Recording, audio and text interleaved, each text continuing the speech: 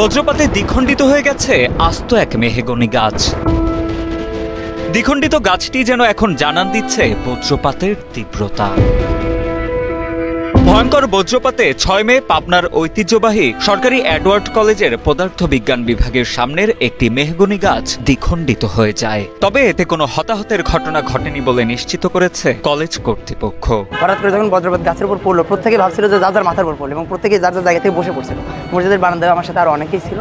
তখন দেখলাম যে একটা আগুনের আভা গাছের উপর ছড়িয়ে পড়ছিল এবং মুহূর্তের মধ্যে একটা ধোঁয়ার কুণ্ডলী দেখতে পেলাম। বজ্রপাতে আস্ত একটি গাছ দুভাগে বিভক্ত হয়ে যাওয়ার বিষয়টি জানাজানি হলে গাছটি দেখতে ভিড় করেন আশেপাশের উৎসুক জনতা। অনেকে আবার দ্বিখণ্ডিত গাছটি ক্যামেরাবন্দী করতে ব্যস্ত হয়ে পড়েন। এই ঘটনাটা ঘটছে প্রায় 9:55 থেকে 10:05 মধ্যে। তো আমরা যখন যাচ্ছিলাম তখন হঠাৎ করে বজ্রপাত হয়, 2টা বজ্রপাত হয়। একটা এসে এখানে আঘাত করে, তখন আমরা সবাই ভয়ে আতঙ্কে সবাই মাটিতে প্রায় লুটে পড়ার মতো। লাস্টে এখন দেখি যে এখানে বজ্রপাত, চরম বজ্রপাত।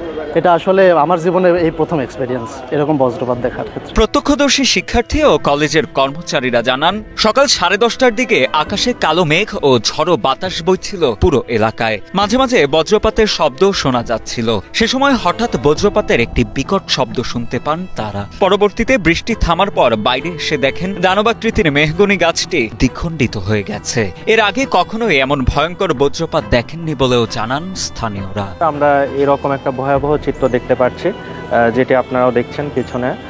তো এটি দেখে আমরা আসলে হতবাক। আমরা এর আগে বজ্রপাতের অনেক অনলাইনে আমরা অনেক কিছু দেখেছি, ভিডিও দেখেছি, কিন্তু এত ভয়াবহ চিত্র আসলে আমরা কখনো দেখি নাই। এদিকে ঘটনার পর ঘটনাস্থল পরিদর্শন করেন পাবনা সরকারি এডওয়ার্ড কলেজের অধ্যাপক মোহাম্মদ আব্দুল আউয়াল মিয়া। তিনি জানান, দ্বিখণ্ডিত গাছটি দ্রুত অপসারণ করা হবে। এছাড়া বজ্রপাতের সময় গাছের নিচে আশ্রয় না নিতেও সকলকে আহ্বান জানান এই শিক্ষক। বজ্রপাতের মধ্যে দিয়ে আমাদের একটা পুরাতন মেহগনি গাছ মাঝখান থেকে চিরে 2 ভাগ হয়ে গিয়েছে। এটা আমার দেখা একটা বড় ঘটনা।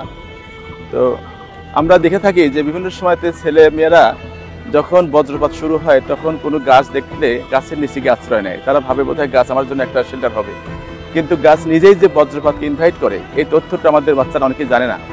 তো এই ঘটনার মধ্য দিয়ে আমি চাইবো আমাদের জাতীয়ভাবে এটা সম্প্রচার হওয়া দরকার যে গাছের নিচে কখনোই যেন কেউ আশ্রয় না খোঁজে, বিশেষ করে বজ্রপাতের সময়তে। আর গাছ গিয়েছে এটা এক ধরনের ঘটনা, কিন্তু যদি কোনো মানুষ এর দ্বারা মারা যেত তাহলে সেটা হয়তো এর চাইতে অনেক বেশি ভয়াবহ। তো আমরা আল্লাহর শুকরিয়া আদায় করি কোনো মানুষের প্রাণহানি হয়নি।